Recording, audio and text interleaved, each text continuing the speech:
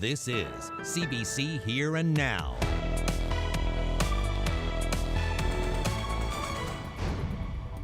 Washed up whale. The question now, who's responsible for getting rid of it? The anxiety and the tension kind of evaporate from his body, and it immediately put him at ease. A Port Basque hotel designed for children with autism.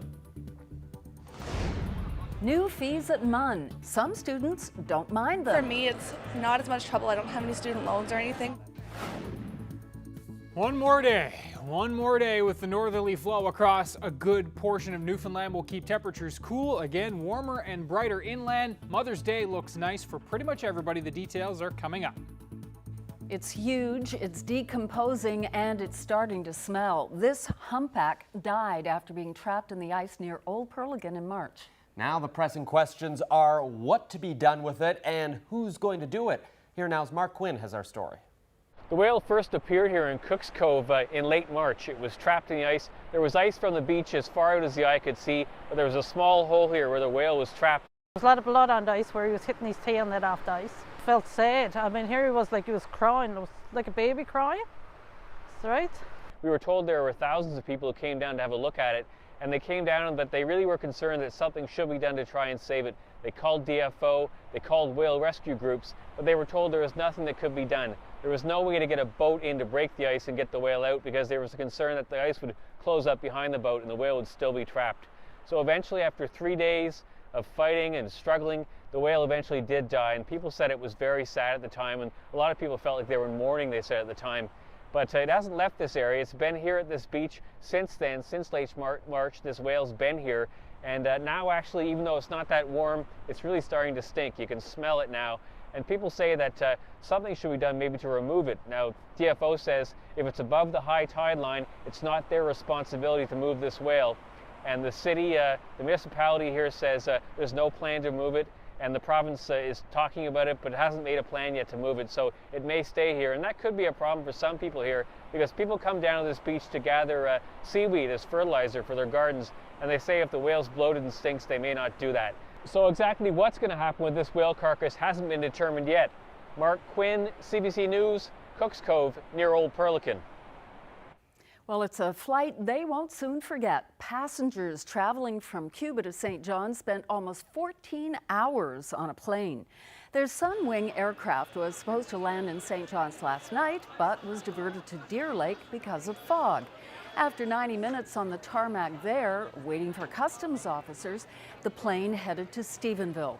2.5 hours after they landed there, some people went as far as Corner Brook to find a hotel room. This morning, they returned to St. John's.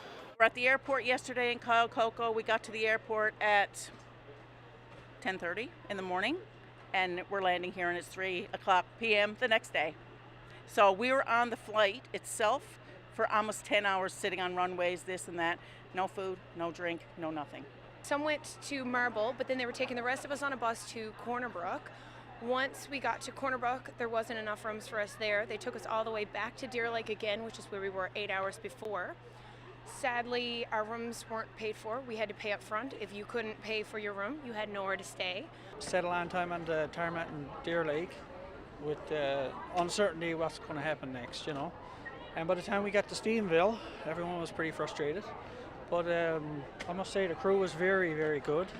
And all the people in Stephenville that we dealt with, the airport staff, and then when we got to our hotel, cab driver, really good. So I guess it took away some of the anger. We were very frustrated. Well, municipal leaders are demanding cuts at the St. Anthony campus of the College of the North Atlantic be reversed. 3 permanent jobs are being cut and the electrical program is being suspended. Mayors in the area say the region has already endured more economic blows than they thought possible. But Advanced Education Minister Jerry Byrne says the college can't offer programs for which there are few or no students enrolled. The College of the North Atlantic is a precious, important instrument of economic and social growth for St. Anthony and for the Northern Peninsula. That is why we are not closing that campus. We need to build up the program offering. We need to actually offer more programs, but we need to ensure that there are students who want to actually enter into those classes and those programs. With Memorial University passing its budget yesterday, some thought it would mean an end to a month-long and sometimes nasty debate between the university and the province. But according to Jerry Byrne, the Advanced Education Skills and Labour Minister, there's still work to do. Here and now, Cease Hare reports. The Board of Regents meeting on Thursday that was delayed for a few minutes because of protesting students led to the approval of a new budget, and the rally seemed to be a fitting end to a debate that put the spotlight on spending at MUN. The university's financial crunch, brought on by less money from the provincial government, got tongues wagging over $700 meals, golf resort retreats, crumbling infrastructure, the plight of international students, and even peanut butter and jelly sandwiches. And Jerry Byrne, the minister responsible for advanced studies, was a vocal critic of MUN spending. We feel there's discretionary expenses that could be applied before looking at academic programs. So I will be asking the university for clarity on that particular matter. But one thing is absolutely clear. The university in a 21st century world needs to be more transparent. Byrne also wants to see the details on how the fees that kick in this fall will be collected and spent. A new student service fee is $50 per semester, and the campus renewal fee is $50 per course per semester for undergraduate students, $167 per semester for graduate students. Will students at the Marine Institute who pay into this infrastructure fee, will their funds, will the amount of money that they pay, will it be reserved for the operations of the Marine Institute? Will students at Grenfell College, at the Grenfell campus? Byrne says he's asked for a meeting with senior administration and Regent board members and is still waiting to hear back.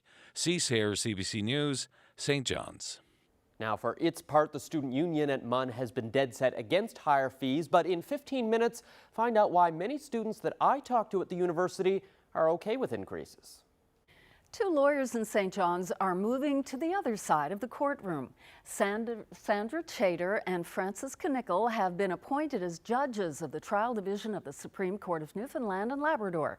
Chater will be in Grand Bank, while Knickel will be in Happy Valley Goose Bay. Now, many people will be familiar with Sandra Chater from the Dunphy inquiry. She has been in the legal field for more than 25 years. Nearly a decade ago, she worked on the Cameron inquiry, which looked into breast cancer testing mistakes at Eastern Health. Frances Knickel has worked in the public prosecution's office since becoming a lawyer in the early 90s. Most recently, she has been the acting director of public prosecutions. Well, Hotel Port Basque is now autism-friendly. There is a specially designed room to help offset the stress of travel for people on the autism spectrum. Here now's Colleen Connors stopped in for a look at this unique experience. Tell me that's bubble wrap. Isaac has autism. He was anxious, unsure about coming here today. And when he got in that swing, you could immediately see, you could almost watch the anxiety and the tension kind of evaporate from his body, and it immediately put him at ease. This is a sensory room, and every toy and chair serves a purpose. Some people with autism feel comfortable enclosed, while others like lights and bright colors. The pee pod is very useful for the children because they can get in it. It's made so that their bodies can sink into the pee pod, and then they can rock in it. So it's very soothing. They can hold the handles, they're very secure, and they can rock back and forth. The owner of Hotel Port Basque is behind all of this. Her sister had Down syndrome, so she understands the need. I know from my parents traveling how difficult it is when you have someone with special needs that need just a little bit more of attention. The hotel offers more than just the sensory room in the basement. This may look like a very average, normal hotel room, but it's been modified to help anyone who's on the autism spectrum. Well, we adapted the room to just add some added extra security options. We had to put extra security on the door for maybe some of the children that might be wanderers through the night and they not be able to reach any of the security locks on the door. We secured anything that could move in the room. The pictures are mounted and they can't be taken off, thrown, or moved, as well as the TV. Hotel staff can also accommodate by removing the coffee maker or remotes. because anyone traveling with autism knows it can be stressful. It's safe to kind of relay your needs and your wants and your requirements to a place where they're going to accept it in a non-judgmental way and try their best to accommodate it. That's amazing. The Autism Hotel is so popular with guests, the owner is adapting all the rooms on the second floor to accommodate, and encourages all hotel owners to make small adjustments like these for guests who need it. Colleen Connors, CBC News, Port aux Basques. Celebrating Mother's Day is always a big deal for new moms, but it's especially so for Karen Lester and her baby Eva. Karen and her husband Chris were close to giving up on the idea of having a child until Karen's sister stepped in. Here Now's Allison Sampson brought you their story late last year. Here she is now with an update. How have things been since we saw you in December? Chaos. To put it into one word, no, it's been amazing. But amazing almost didn't happen. Baby Eva wouldn't be here today if it wasn't for Karen's sister. For a decade, Karen and Chris Lester tried to have a child, but nothing was working. Then they took Karen's sister Lisa up on an offer she made to carry their baby for them. Well, I just saw them struggle for 10 years, I guess, you know, and oh God, now I'm going to choke up. Don't do that. So it was something I've said for a long time that I would do, but they weren't ready. They wanted to keep trying on their own, and they were hopeful that it would work for them.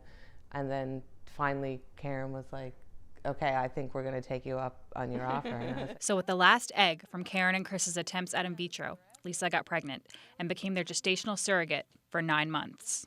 Her name is Eva Teresa May Lester, and she was 6 pounds and 8 ounces. Eva was the missing piece to the Lester's family puzzle. Karen and Chris didn't give up on the perfect fit. I think the biggest advice that was given to me that I give to other people is redefine what family looks like. You know, it doesn't have to be get married, have kids right away, do everything naturally. It's about having the family, and that can look a million different ways, from surrogacy to IVF to adoption. So just redefine what that looks like and have that as your goal. On Sunday, Mother's Day, baby Eva will be exactly 5 months old. Did you ever think you were going to have a Mother's Day? No, I didn't. How does it feel to be grown up? Geez, I said I wasn't going to cry. It's bittersweet. It's one of those holidays, I guess, that it's a reminder. Christmases, baby showers, those were kind of things that, whoops, they were reminders of what we couldn't make happen ourselves. So this one's going to be extra special. Allison Sampson, CBC News, St. John's. While this popular festival will soon be flying high again, we'll tell you all about the plans for the Lantern Festival in St. John's after the break. And later, we're out on the water with Ryan. It's the latest in his series, Outside with Ryan Snoddon. Tonight, sea kayaking. Wait!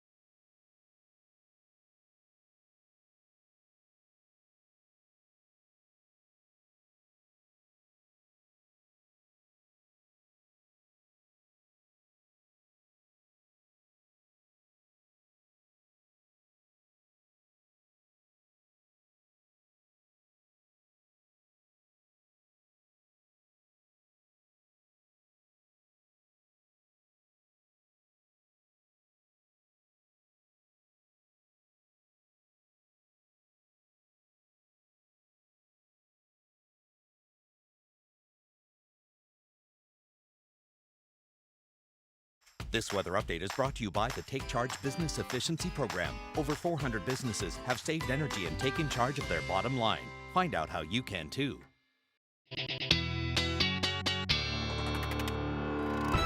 Before we get to the all-important weekend weather, good news to tell you about. We gave you a hint of that as we went to commercials. The Lantern Festival at Victoria Park in St. John's is making a comeback. Yeah, it's a very popular festival. A lot of people weren't happy when it didn't go ahead last year. The event was canceled because of construction and problems organizers ran into with the city, but the good news is it's going ahead this summer. That's great news, and it comes from Mark Critch, the new honorary campaign chair for the Victoria Park Foundation. There are plans to totally revamp the park and give it some new life. The festival is scheduled for the last weekend in July.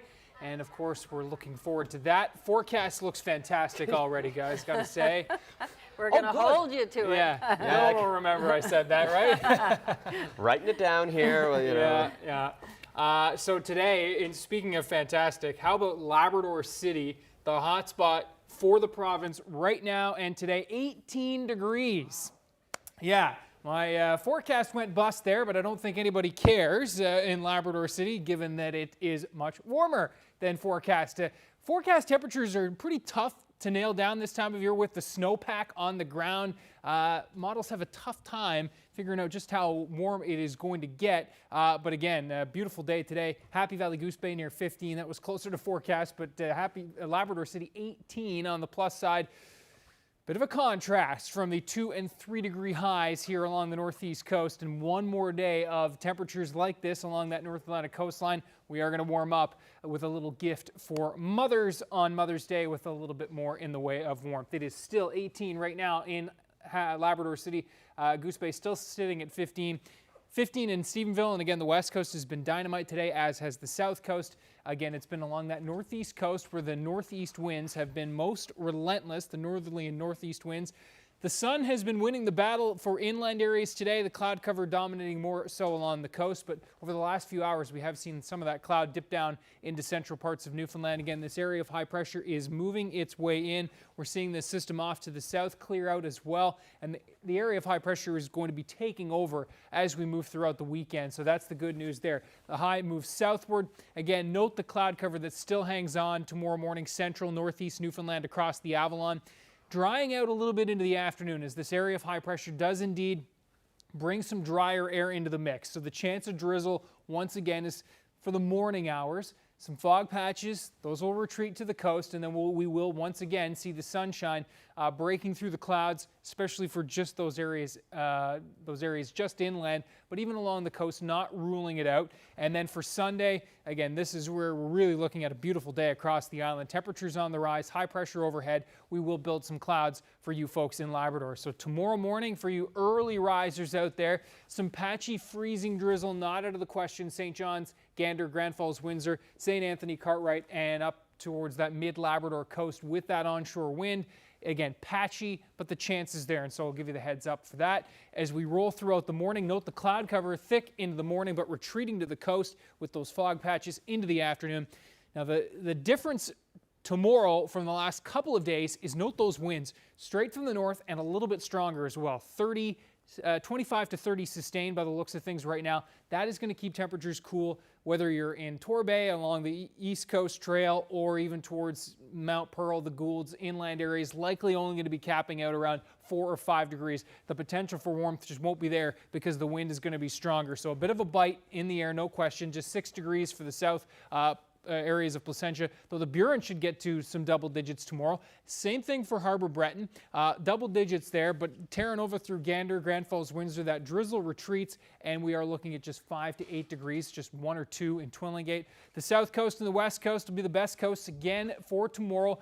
Double digits, Burgeo to Port aux Basques, 15, 16, Corner Brook, Stephenville, bit of drizzle possible early morning in the Humber Valley. A pretty nice day into the afternoon for St. Anthony, up through Mary's Harbour, the Straits, the north coast of Labrador looking pretty good as well, and we are looking at 15 once again. Happy Valley Goose Bay, and I think we'll be at least back to 15 in Labrador City.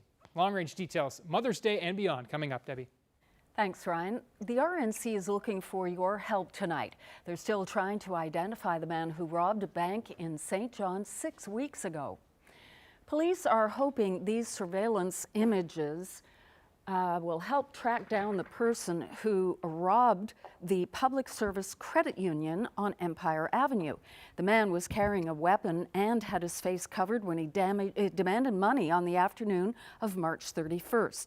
He's average height and build and in his mid-20s to early 30s. Young people from across the country are at Five Wing Goose Bay this weekend to take their shot at being the best in Canada. 65 junior Canadian Rangers are on the military base for the National Marksmanship Competition. Here and Now's Jacob Barker went to see the first shots fired. I was shooting at the balloon, and one of them was white. I couldn't see it. As you enter the chute, I want you to work hard, I want you to focus, I want you to concentrate, help each other out, and last but not least, make sure you have some fun. So what they had done in their own patrols was a provincial shoot, and so the top shooters from that shoot has now come to Goose Bay to participate here this weekend. We're looking at developing our Canadian youth. And again, we target in areas where there's remote populations, so there's not a lot of youth programs to start with. And this helps them build confidence and to get to see parts of Canada that they wouldn't necessarily get a chance to see. Yeah, I love shooting and marksmanship. We do it back home in our patrol as well. So yeah, it's really fun. It's something different because like we don't always get to go shooting whenever we want to. So like we change from like doing map and compass one day and then we shoot the next day, and like we all do all different things, so it's really good. What does it take to be a crack marksman? Steady hand. Yeah, well, real steady. Control. The best tip that I could give to anyone: just relax, don't stress. Not gonna. If you're stressed out, you're gonna mess up your shoot. So.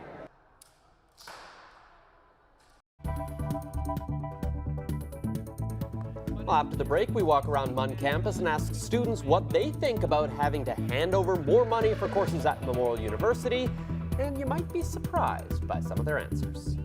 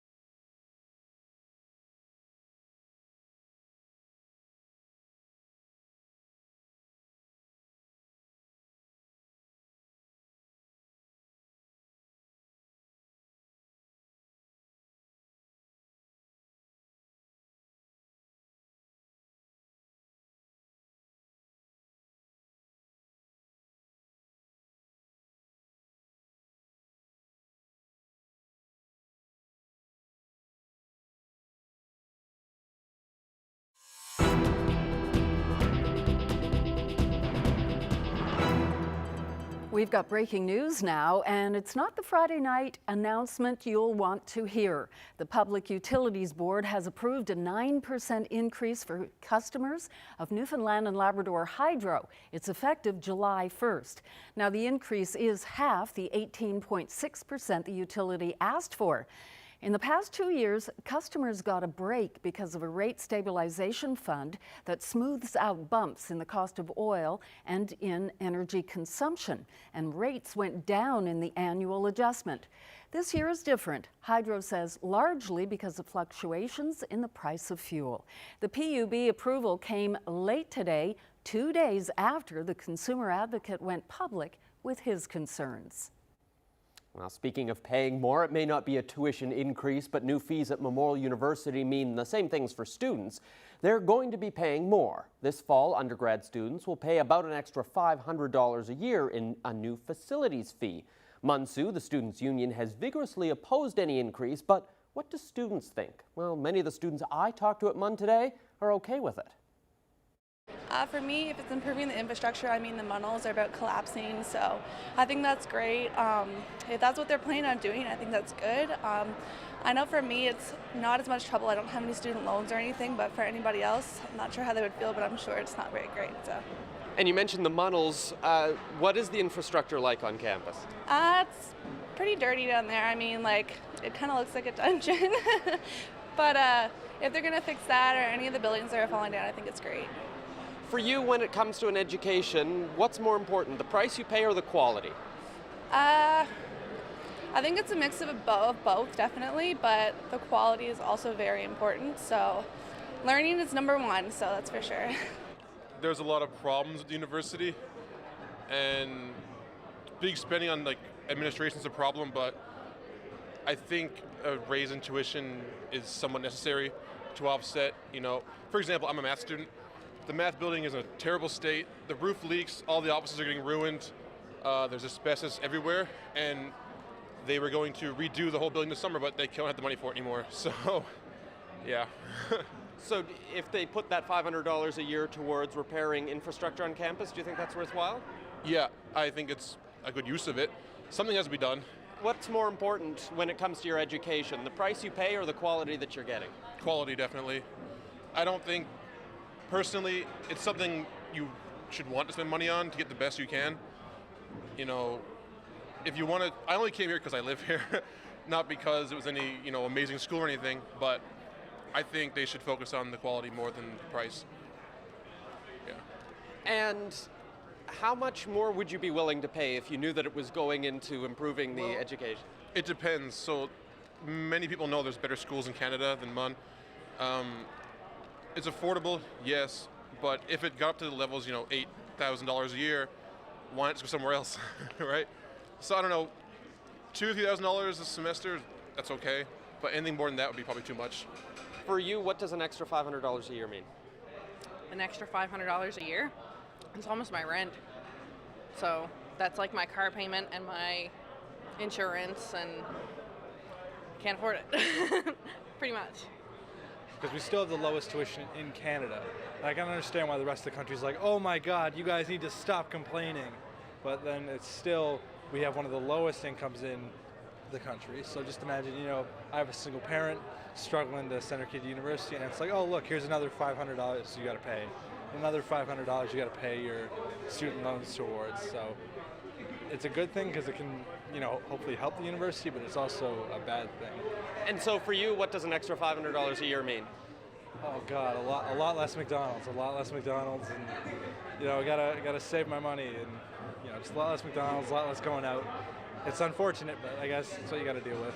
We're paying the lowest tuitions in the country, as far as I know, so maybe a $500 raise is what we need. And when it comes to making a decision about education, what's more important for you, the quality of the education you're getting or the tuition fees that you're paying for it? Oh, definitely the quality. It just makes sense.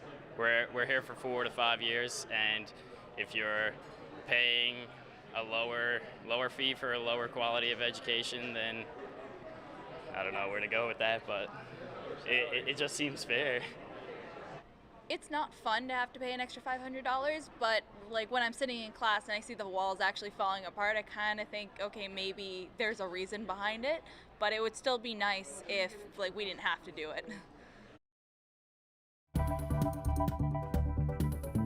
While there's no denying it, we Canadians love our flyers. The people who created and delivered promotional flyers are going non-stop with the old-fashioned advertising tool.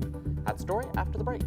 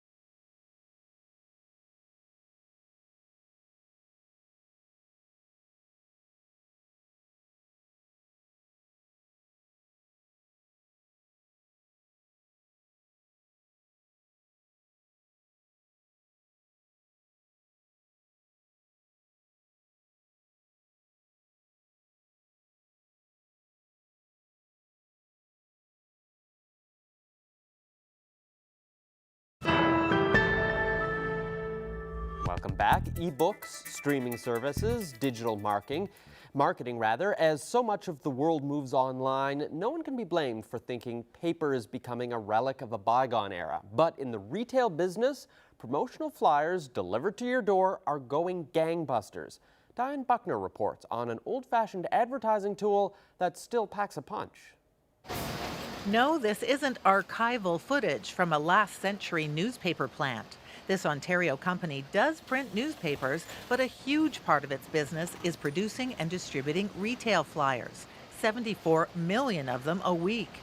And they say most people love them. They actually get quite annoyed if they don't receive the flyer. Vice President of Sales Lisa Orpin says retailers still put big money into this form of advertising. They understand that consumers want that flyer, and it's like having an invitation to come to their store each and every week. In one Canadian survey, a whopping 80% of participants said they look at a grocery flyer at least once a week. The companies that use flyers say that people often enjoy a ritual with them.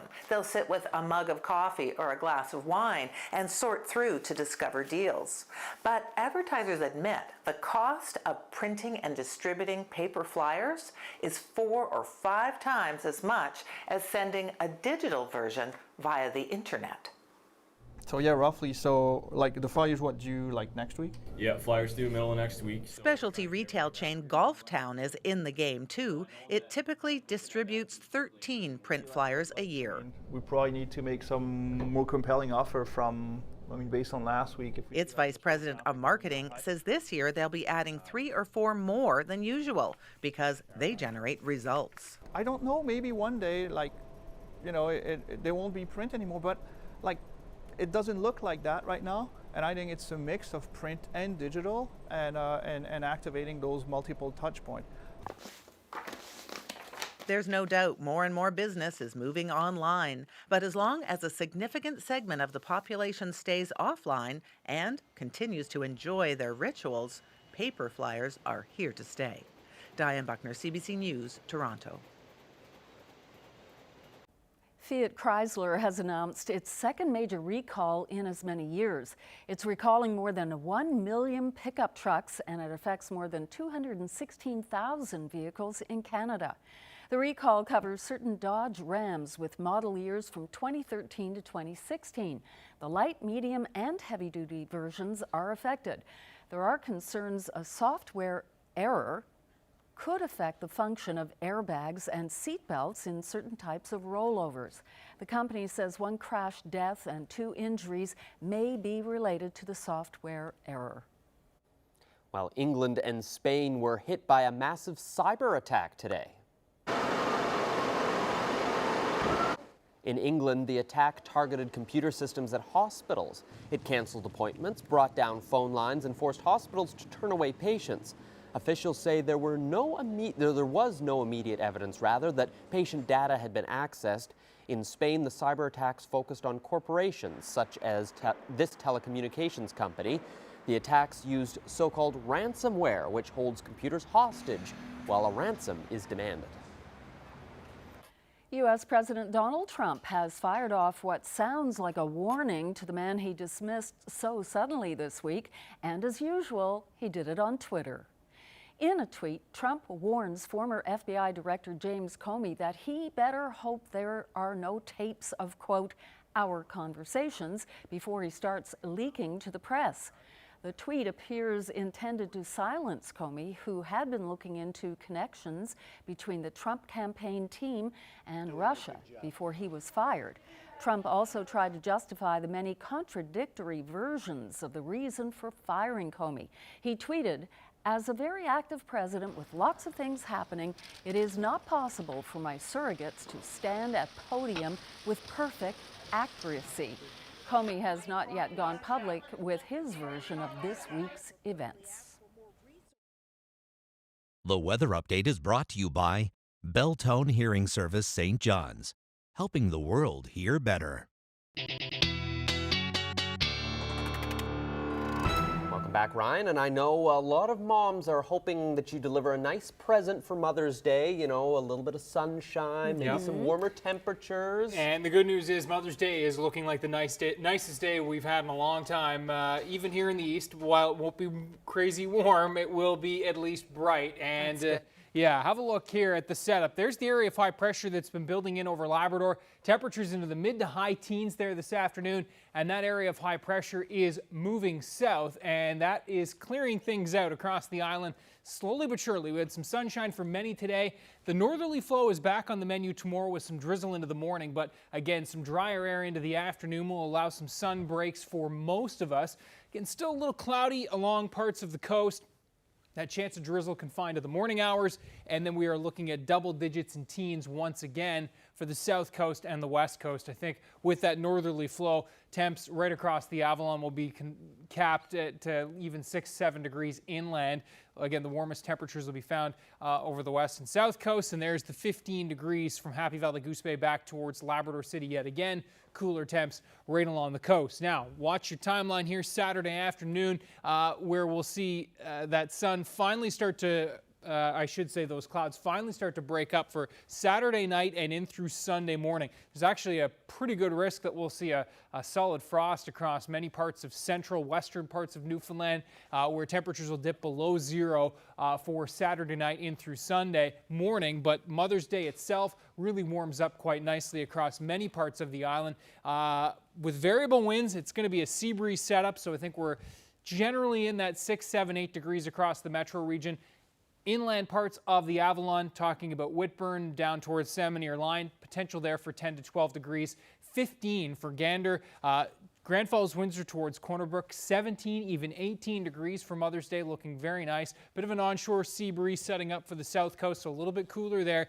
we're back to the 15 to 17 degree range for inland parts of Labrador. So Mother's Day looking pretty nice indeed. As we roll through into Monday, that area of high pressure wanders to the east, so a bit of a southerly, southeasterly wind setting up across the island. Our next system will be pushing up across the Maritimes. The timing of that appears to be late day for that southwest coast. Could see a few showers as far north as Corner Brook by supper time on Monday, but I think generally staying dry. Central Newfoundland towards St. John's, increasing clouds through the day. Temperatures in the 10 to as warm as 17 inland and 16 to 15 degrees yet again in Labrador. So some solid snow melting weather. And as we roll into the long range, there's our next system, which will move in through, as I mentioned, late Monday. Showers on the menu for everybody on Tuesday with some wraparound showers Wednesday. Bit of a sun break in between, and then another system to shoot through Thursday into Friday. So while we are going to be unsettled next week, we'll certainly take those temperatures where we're staying into the double digits for the most part, even some teen temps into the mid parts of next week again. So yeah, some warmer air on the menu, and even Labrador, well, you take a bit of a dip. Again, still some snow melting weather on the way there. So as we inch closer towards summer and the weather does get warmer, a lot of people are thinking about getting out on the water, and I had the chance to do just that while I went sea kayaking last summer. And it was a lot of fun. Have a look at this with our latest from Outside with Ryan Snoddon series.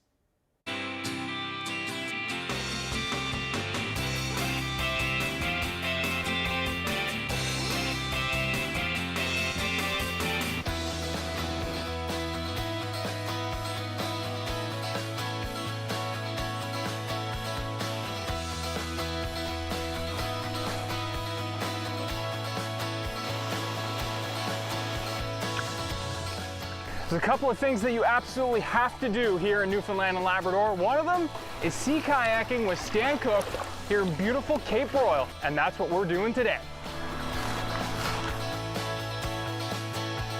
This is the puffin.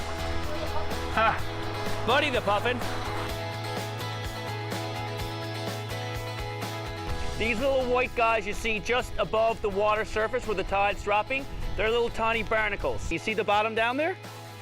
All the way to the bottom down there, that's close to 70 feet. That's one of the beauties of Cape Royal. The water is so clear. Stan Cook Jr., does this ever get old? The short answer is no. And besides it being beautiful here, there's no two ways about it, and the whales and all the stuff we get to see, what I enjoy the most is the people. Oh yeah, he's hurt. Can you hear him crying for help? He's saying, bring me the Texans. Oh, be very, no, that's when they get ready to fire the poison. I really enjoy tourists coming by and also the locals coming out and just experiencing something that you can't experience in a lot of other places. You might have noticed some starfish down there. Have you seen some little sea stars and stuff? There's snails, there's sea stars, there's a bunch. Oh, there's a lobster pot below us. You can never really get tired of this. It's too nice. I almost appear to look like I know what I'm doing. All right, team. Follow me.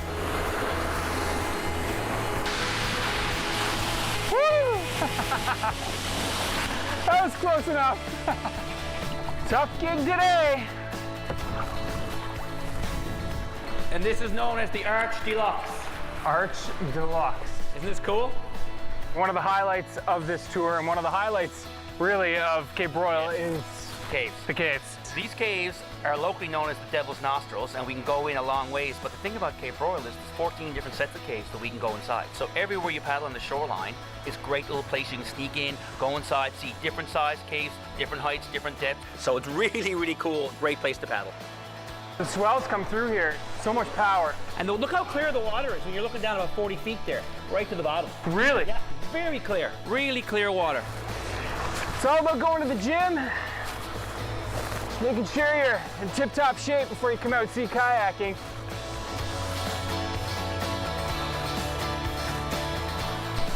Stan Cook Jr., thank you so much. Great day. Awesome. Glad you come out. This is fantastic. Thanks for sharing it with us. No sweat, brother. All right. We're gonna cut this out, right, Cal? We'll cut this out.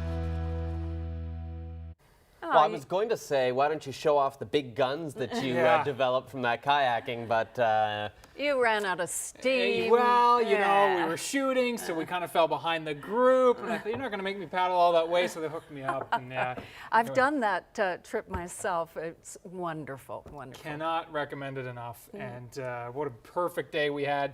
Can hardly wait till we have some more perfect days like that. Me too. Okay, it's time now to once again give a shout out to one of our local young athletes. And today, this is 9-year-old Anderson Marr. We introduced you to his brother Chase last night. Now, Anderson is from St. John's and gets a kick out of Kempo Karate. Yeah, he's a proud member of Rock Athletics and holds an orange belt. He's seen here with his Kempo kickboxing medal. Congratulations, Anderson. You are today's Young Athlete of the Day.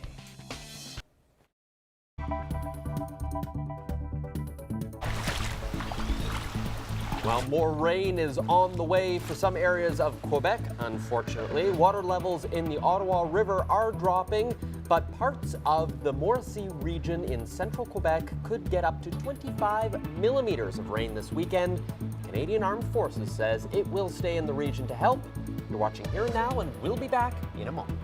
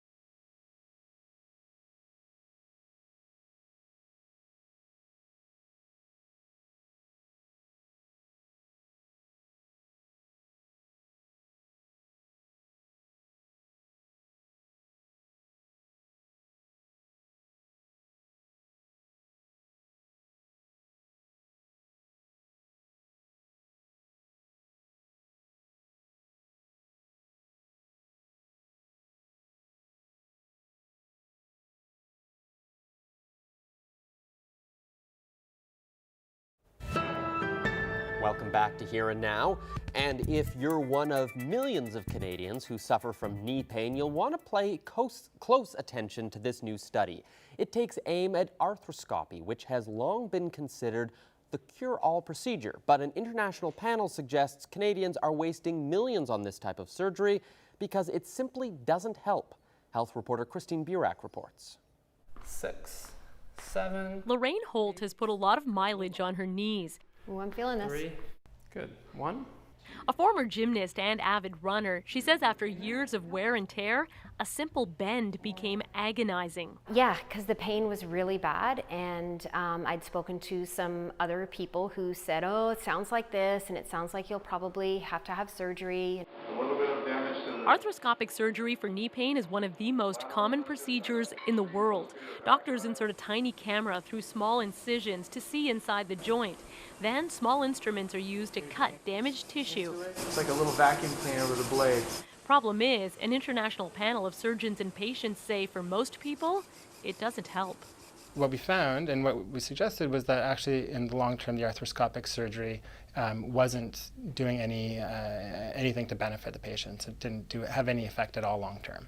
Studies going back over a decade showed the surgery didn't help with arthritic knee pain, but doctors continue to use it for common symptoms related to arthritis and aging, including meniscus tears, sudden pain, and clicking and catching of the knee. If something's been done a certain way for so long, it takes a lot to kind of go a different direction. Do about 5. Physiotherapy has alleviated much of Holt's pain. Experts say exercise, weight loss, and pain medication are better options. And I look back and I think, thank goodness. Experts say arthroscopy can help younger patients who've had sports-related or accident-related injuries. But for those with arthritis or chronic pain, knee replacement surgery, which carries risks of its own, may eventually be the only option. Christine Burak, CBC News, Toronto. Feast your eyes on the Crab Nebula. NASA has released this new composite image showing the nebula in amazing detail. Yeah, those reds you see, those are radio waves, ultraviolet waves are blue, and the green there represents the visible spectrum. 5 different telescopes were used to create the image, showing a heavenly phenomenon located 6,500 light years from Earth. You're watching Here and Now. We'll be back in a moment. Wow, that is something.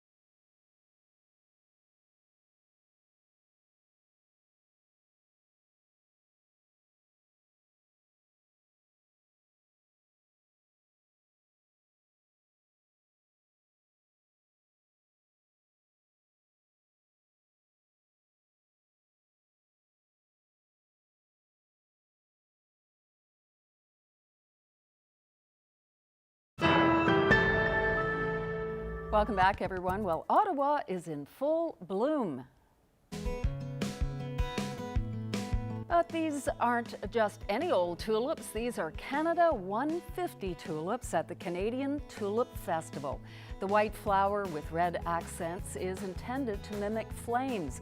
Officials with the National Capital Commission, along with the Dutch ambassador, gathered at the Tulip Legacy exhibit at Commissioners Park Thursday to mark the anniversary. Last fall, 4 million Canada 150 bulbs were sold across the country. So keep your eyes peeled, some could be blooming near you.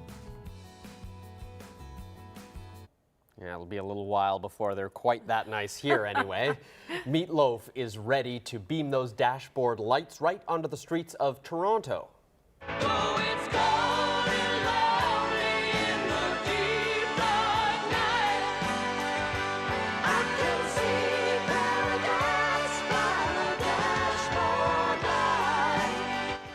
while the legendary rock star is going to shut down a portion of the city's downtown for a free concert on Monday. It's all to promote the North American launch of his huge musical hit, Bat Outta Hell, and he'll be joined by members of the cast. The show will take to the stage in Toronto in October. I think that's some fairly recent footage there, isn't it? I was thinking, you know, he's still going strong. He looks so good. Is he singing about our paradise in there? He should come to paradise to do the concert. That would be fitting. Okay, quick weather recap for the weekend. Your weekend tee up here and a quick snapshot. Again, Sunday, clearly the better day from corner to corner across the province, especially central west, really warming up nicely. And of course, our viewer picture of the day, lobster pots going in the water this weekend. Excellent. Let's take a look at birthdays and anniversaries. And we'll start things off with an amazing birthday to tell you about. A big happy birthday to George Monk of Clarenville, who will be 106 years old May 17th. Best wishes to Elsie Lacey of Lewisport, who celebrated her 93rd birthday on the 6th. Happy 93rd birthday as well to Hedley Saunders, formerly of Greens Pond, now residing in Corner Brook. Congratulations to Harvey and Geneva Wiseman on their 50th wedding anniversary. It's a golden anniversary today for David and Goldie Granville of Kettle Cove, South Twillingate. Happy 94th birthday to Ella King of Port-aux-Basque. Happy 50th wedding anniversary to John and Evelyn Swain of Perry's Cove, who celebrated yesterday.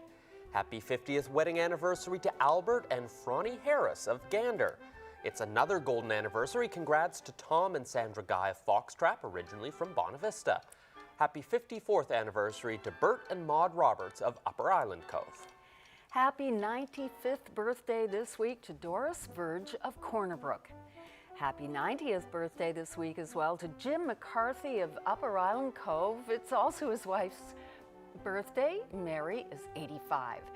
George and Ruth Pittman celebrated their 60th wedding anniversary this week. Happy 97th birthday to Flory Pennell, formerly of Ochre Pit Cove, now in Mount Pearl. Happy 54th anniversary to Stuart and Phyllis Legg of Whiteway.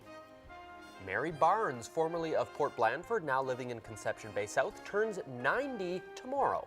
Happy birthday to Hazel Baker of Marystown, who will celebrate her 101st birthday tomorrow. Congratulations. Happy 56th wedding anniversary to Everett and Cavell Mercer of Bay Roberts. Happy 93rd birthday this Sunday to Annie Parsons at Deer Lake Manor. She's formerly of Pasadena. Derek and Bonnie Wagg of Little Harbor are celebrating their 50th anniversary today. Congratulations. Happy 100th birthday coming up on the 19th to Victoria Compton in Lewisport. Happy 90th birthday tomorrow to Jane Canning in St. Anthony. It's a happy 90th birthday as well to Clayton Breed from North Harbor, Placentia Bay, now in Clarenville.